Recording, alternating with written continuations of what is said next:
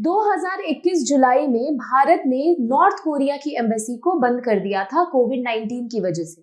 वहां के लोगों को वाया मॉस्को इवैक्यूएट करा दिया गया था और 3 साल के बाद हम देख रहे हैं कि भारत अपनी एम्बेसी को नॉर्थ कोरिया की उसने रिज्यूम कर दिया है काम। 3 साल के बाद ये डेवलपमेंट हुई है, जिससे कि ये समझ आ रहा है कि इंडिया की कोरियन पेनिनसुला में स्ट्रैटेजिक शिफ्ट हुई है डिप्लोमेसी को लेकर के।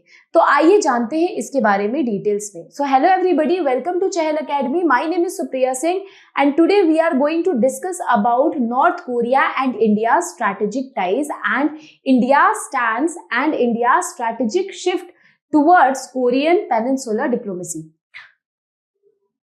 अगर हम इसकी बात करें तो आप देखो कि एक न्यूज आई थी जो कि बहुत ही इंपॉर्टेंट थी कि India's diplomatic move in north Korean marks a significant shift in its policy. India को ये पता है कि नॉर्थ कोरिया आज के डेट में न्यूक्लियर और मिसाइल्स को बहुत ज्यादा इंपॉर्टेंस दे रहा है और न्यूक्लियर एंड मिसाइल्स डेवलपमेंट के लिए नॉर्थ कोरिया आए दिन न्यूज में बना रहता है, जिसकी वजह से इंटरनेशनली मेनी कंट्रीज ने उस पे सैंक्शंस भी लगाए हैं। इस चीज को देखते हुए इंडिया को ये तो समझ आ गई है कि पाकिस्तान और चाइना से नॉर्थ कोरिया की नजदीकियां इंडिया के लिए थ्रेट बन सकती है। हो सकता है कि चाइना, जो कि एक स्ट्रैटेजिक साउथ ईस्ट कंट्री में हमारे लिए एक स्ट्रैटेजिक रोल प्ले करता है, at the same time north Korea और पाकिस्तान जिसके बीच में हम आते हैं ज्योग्राफिकली, अगर इनकी नजदीकियां बढ़ती है तो उसका डायरेक्ट इम्पैक्ट हम इंडिया पे देख सकते हैं। इसी वजह से इंडिया ने अपनी 2014 में जो स्टार्ट करी थी एक्ट ईस्ट पॉलिसी, उसी को देखते हुए कॉशियसली इंडिया नॉर्थ कोरिया के साथ भी अपने रिलेशंस को स्टेबल करना चाह रहा है। और कैसे कैसे इंडिया की क्या स्ट्रेटेजी है, हम इसको आज इस माध्यम से जानते हैं। तो अगर हम न्यूज की बात करें तो हम देखेंगे कि India has made a significant diplomatic move to improve its relations with North Korea, resuming embassy operations after a 3-year closure. 2021 में इंडिया ने एम्बेसी को बंद कर दिया था और 2024 एंड और I would say beginning of 2025 इसको फिर से रिज्यूम कर दिया गया है। ये शिफ्ट जो है ये इंडिया की एक्ट ईस्ट पॉलिसी के साथ अलाइज करती है और ये मद्देनजर रखते हुए कि नॉर्थ कोरिया में अभी न्यूक्लियर और मिसाइल मिलिट्री कैपेबिलिटीज जो हैं वो ज्यादा स्ट्रेंथन हो रही है। हो सकता है कि ये एक फ्यूचर में हमारे लिए स्ट्रेटेजिक कंसर्न हो, जो कि अभी भी है, लेकिन इसके इम्प्लीकेशंस हो सकता है कि बड़े हो जाए। इसीलिए हमारा बैलेंस बनाना इस जियोपॉलिटिकल सिनेरियो में towards the Korean peninsula and specifically towards north Korea बहुत ही ज्यादा इंपॉर्टेंट हो जाता है। पर्टिकुलरली अगर हम बात करें तो पाकिस्तान के, क्योंकि पाकिस्तान के क्लोज टाइज हैं नॉर्थ कोरिया के साथ।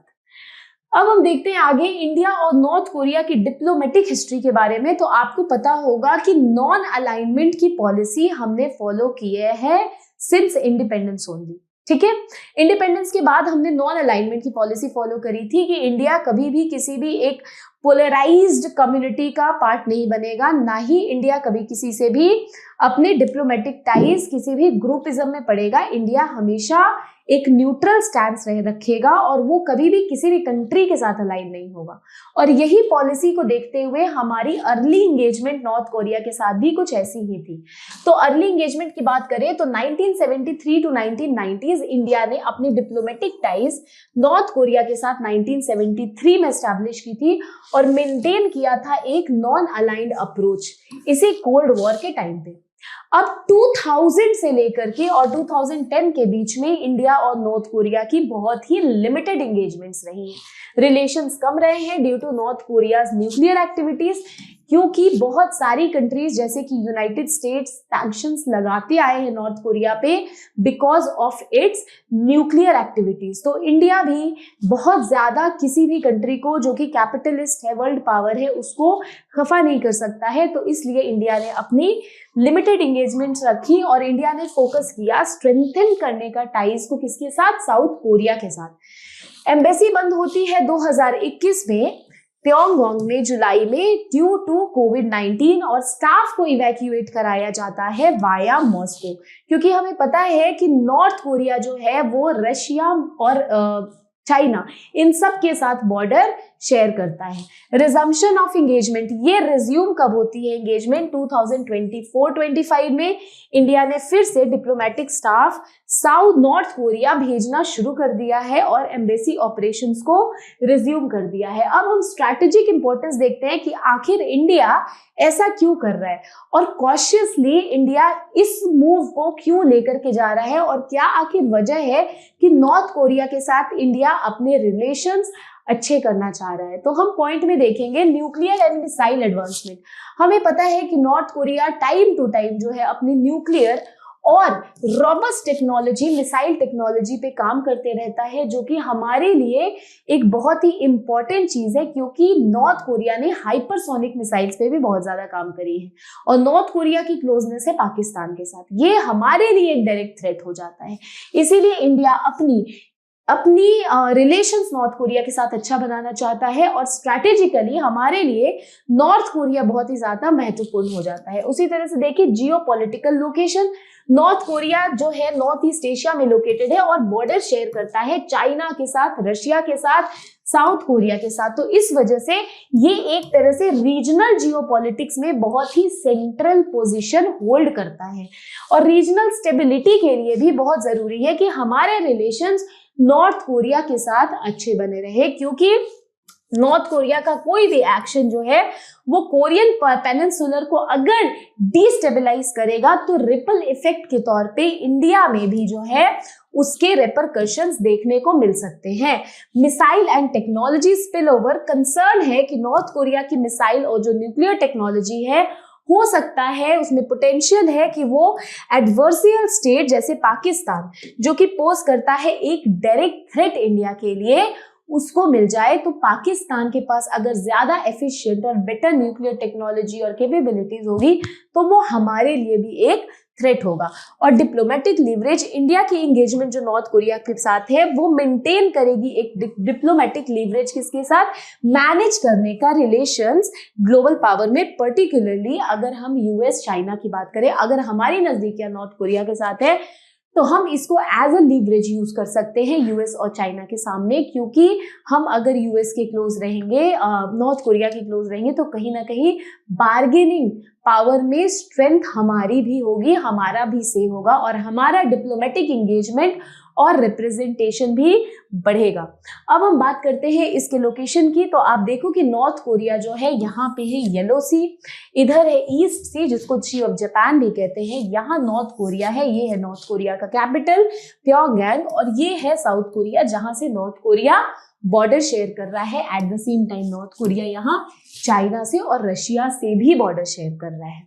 अब हम देखते हैं आगे। तो India's act east policy and shifting dynamics in east Asia, India की एक्ट ईस्ट पॉलिसी कब से शुरू होती है? 2014 से, और ये जो पॉलिसी है इसका एम ही है एक्ट ईस्ट पॉलिसी।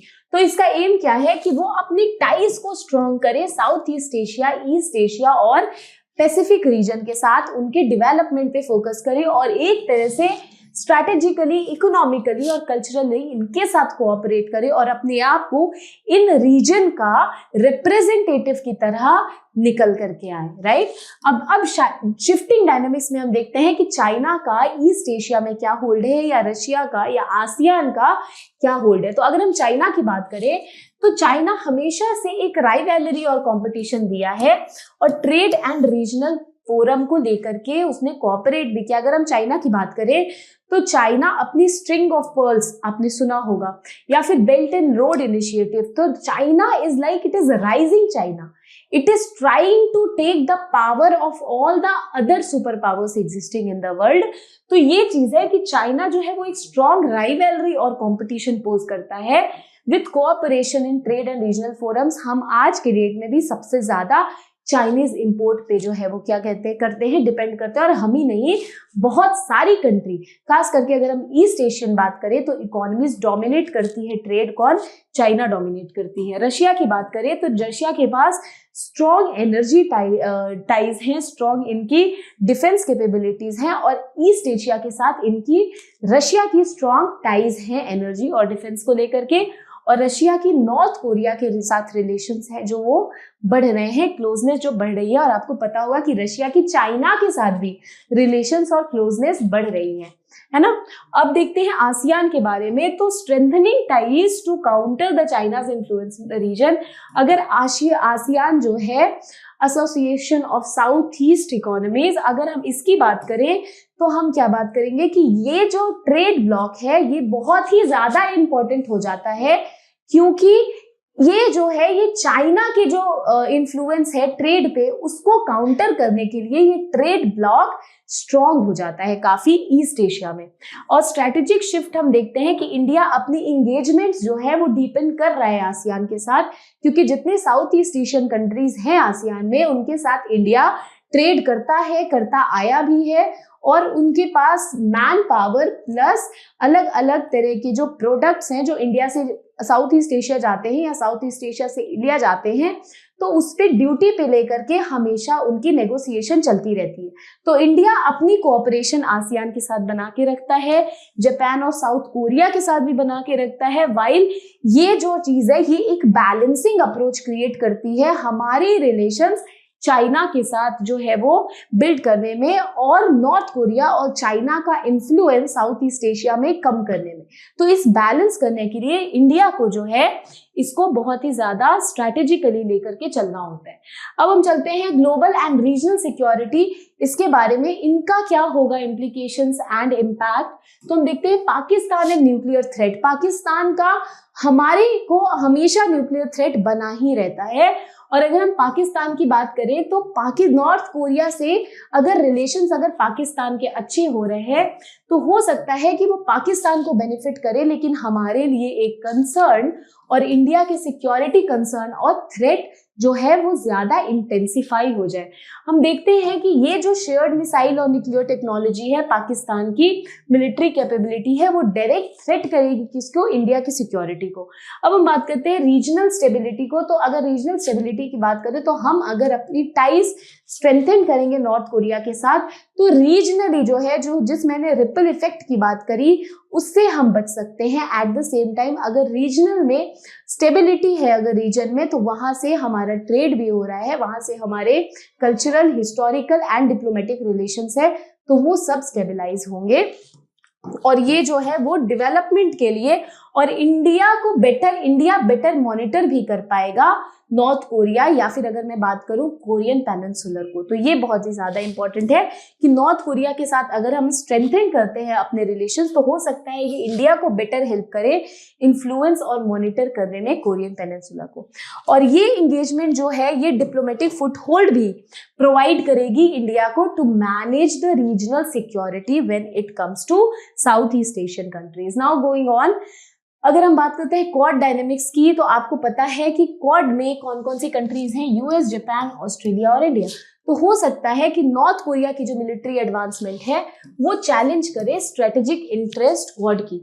तो इंडिया की जो इंगेजमेंट है नॉर्थ कोरिया के साथ, हो सकता है इसको एज अ कॉशन जो है वो क्वाड पार्टनर्स देख सकते हैं, चाहे वो यूएस है, चाहे वो ऑस्ट्रेलिया है, या फिर चाहे वो जापान है।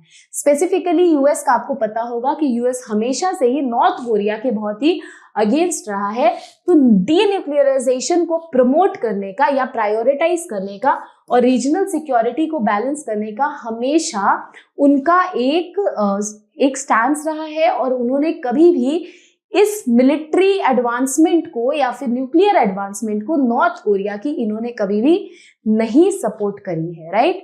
अब देखते हैं बैलेंसिंग जियोपॉलिटिकल इंटरेस्ट। तो इंडिया की जो केयरफुल डिप्लोमेसी है नॉर्थ कोरिया के साथ वो हेल्प कर सकती है कि बैलेंस बना करके रखे इंडिया की क्वाड के साथ, नॉर्थ कोरिया की इस क्वाड के साथ, क्वाड ग्रुप के साथ, जिसमें कि मेंबर्स है ऑस्ट्रेलिया, यूएस, जापान और इंडिया। तो हो सकता है इंडिया ही एक चैनल या मीडिएटर का काम करे कि बैलेंस बने इन रीजनल पावर्स के साथ, प्लस इस क्वाड के साथ, राइट। अभी बात करते हैं कि इस एंगेजमेंट, हो सकता है कि ये engagement might also strengthen India's position in the regional forum, ताकि वो काउंटर बैलेंस कर सके चाइना का growing influence in the south east Asia, right. अब हम देखते हैं इंडिया की डिप्लोमेटिक एंड ग्लोबल इन्फ्लुएंस इस पे क्या होगी। तो इंडिया ने हमेशा नॉन अलाइनमेंट ट्रेडिशन को फॉलो किया है since independence, right. So India का लॉन्ग स्टैंडिंग पॉलिसी है, एम किया है इन्होंने मेंटेन करने का क्या, independence in the foreign relations while advocating entanglement in the major power conflicts, ठीक है। अब हम देखते हैं engagement with major super powers. तो इंडिया की एंगेजमेंट आखिर सुपर पावर्स के साथ कैसे रही है। तो पहले अगर हम बात करें यूनाइटेड स्टेट्स की, तो strengthening ties through defence agreement, economic cooperation and shared interest in countering China's influence in Indo Pacific. तो बेसिकली अगर हम इसकी बात करते हैं तो इंडिया की जो डिप्लोमेसी और जो ग्लोबल इन्फ्लुएंस रही है वो यूएस की ऐसी रही है कि इन्होंने इंगेज किया है अपने आप को मेजर सुपर पावर के साथ, यूनाइटेड स्टेट्स के साथ थ्रू डिफेंस एग्रीमेंट। आपको पता होगा कि इंडिया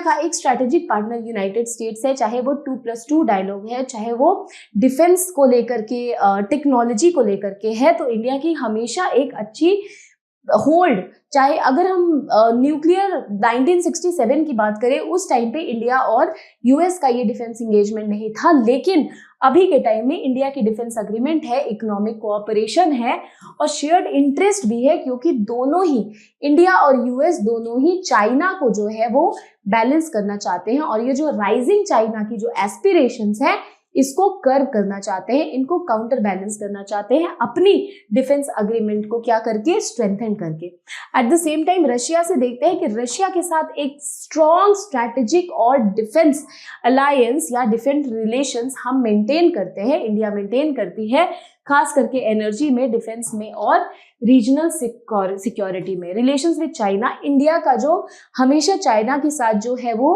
कंपटीशन चलता ही रहता है। सो इंडिया इस कंपटीशन को बैलेंस करती है, या फिर बहुत सारे मुद्दों पे, चाहे वो रिवर शेयरिंग इशू हो गया, चाहे वो बॉर्डर इशू हो गया, तो हमेशा वो डिस्प्यूट और राइवलरी जो है इंडिया चाइना की वो बनी रहती है। ट्रेड और रीजनल कोऑपरेशन को लेकर के भी, ब्रिक्स को लेकर भी या फिर एससीओ को लेकर के भी। लेकिन ये जो रीजनल फोरम्स हैं, चाहे इनकी डिसएग्रीमेंट हो या अग्रीमेंट हो, लेकिन जो रीजनल फोरम्स है, चाहे हम ब्रिक्स की बात करें या फिर हम एससीओ की बात करें, वो एक काउंटर बैलेंस का काम करती है इंडिया और चाइना के बीच में। अगर किसी तरह का प्रॉब्लम या डिप्लोमेटिक मिसहैपनिंग होती है तो उसको बचाने के लिए और इंडिया का स्टैंड वहां पे रखने के लिए। अब हम आगे देखते हैं India's diplomacy and global influence में ASEAN and act east policy की। इंडिया की जो एक्ट ईस्ट पॉलिसी है जो 2014 में स्टार्ट हुई, और आसियान ये कैसे आखिर ग्लोबली इन्फ्लुएंस करता है। तो इंडिया ने अपने रिलेशंस आसियान के साथ बेटर कर लिए हैं और एक्ट एशियन, जो ईस्ट एशियन कंट्रीज है उनके साथ भी रिलेशंस को इम्प्रूव किया है। और मेन रीजन जो है वो है चाइना के ग्रोइंग इन्फ्लुएंस को काउंटर बैलेंस करना। Balancing with north Korea, India अगर नॉर्थ कोरिया के साथ अगर पावर रिलेशंस बैलेंस कर रहा है या फिर अपने डिप्लोमेटिक रिलेशंस बेटर कर रहा है, एंगेज होकर के डिप्लोमेटिकली, तो इसका मतलब है, और ग्लोबल कंसर्न भी है नॉर्थ कोरिया को लेकर के, कि नॉर्थ कोरिया मिलिट्री एंगेजमेंट और मिसाइल्स में जो है वो बेटर, ज्यादा बड़े बड़े नए नए टेक्नोलॉजीज ला रहा है, जो कि एक तरह से थ्रेट है पूरे वर्ल्ड को। अगर इंडिया अगर डिप्लोमेटिकली कॉशियसली ना ही नाराज करेगा किसी भी कंट्री को और ना ही ईस्ट में अपनी पकड़ को लूज करेगा, उस तरह से अगर मेंटेन कर रहा है, तो इसका एम है कि वो रीजनल स्टेबिलिटी को मेंटेन करे और चाइना के ग्रोइंग इन्फ्लुएंस को काउंटर करे। At the same time most important कि पाकिस्तान का जो थ्रेट है, जो कि एक हो सकता है कि फ्यूचर में बड़ा थ्रेट हो, उस थ्रेट को भी इंडिया क्या करे, बैलेंस करे। So multilateralism and global platform, India actively participate करता है ग्लोबल प्लेटफॉर्म पे, जैसे कि यूनाइटेड नेशंस हो गया या G20 हो गया या क्वाड हो गया, ताकि वो अपने इंटरेस्ट को और ग्लोबल साउथ के इंटरेस्ट को प्रमोट कर सके और ग्लोबल गवर्नेंस रिफॉर्म को एडवोकेट कर सके। अगर हम बात करें तो यूएनएससी में इंडिया ने हमेशा से रिफॉर्म्स की बात करी है, परमानेंट मेंबरशिप की बात करी है, उसको इंडिया अपनी वॉइस को रख सके as a representator of the global south, और क्लाइमेट चेंज और सिक्योरिटी इश्यूज पे भी इंडिया क्या कर सके, बात कर सके।